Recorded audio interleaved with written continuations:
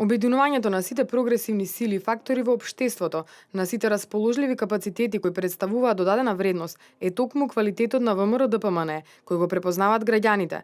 Тоа обединување во своја суштина е соединување околу заедничка идеја и заложба за општествен напредок, постигнување на нови повисоки стандарди и решавање на проблемите со кои што се соочува граѓанинот.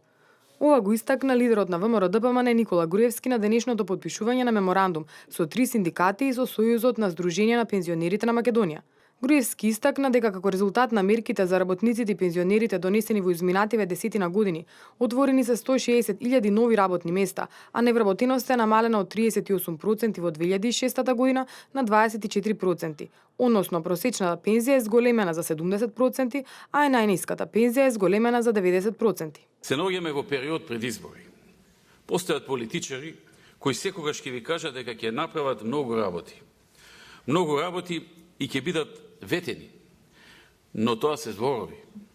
За разлика од ова, ние не само што кажуваме што ќе направиме, ние прецизно наведуваме и како тоа ќе го направиме.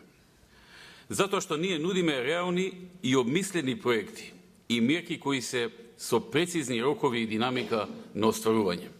Драги Аргировски од Сојузот на Сдружение на пензионери искажа надеж дека во иднина ќе продолжи спроведувањето на проекти со кои што ќе се подобрува животниот стандард на пензионерите.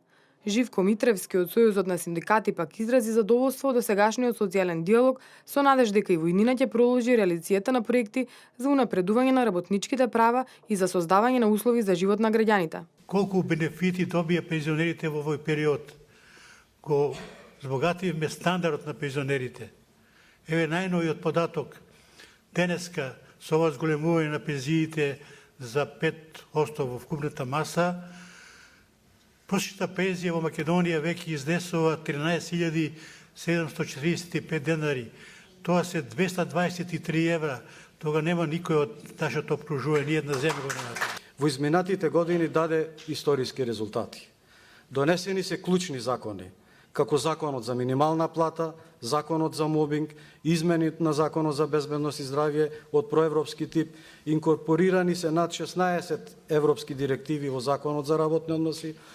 Благоја Ралковски од Конфедерацијата на синдикати пак потенцираше дека во изминатите 10 години им била подадена рака од ВМРО-ДПМН и донесени се многу закони во насока за заштита на работничките права. Додека Јаким Неделков од Синдикатот за образование и наука СОНК истакна дека денешната средба не е само работна средба, туку голем исчекор во соработката меѓу политичките партии и синдикатите. Со овие 4, досега ВМРО-ДПМН потпиша меморандуми со вкупно 13 здруженија и невладини организации, со цел како што потенцираат од партијата за изработка на најобемната програма за претстојните избори.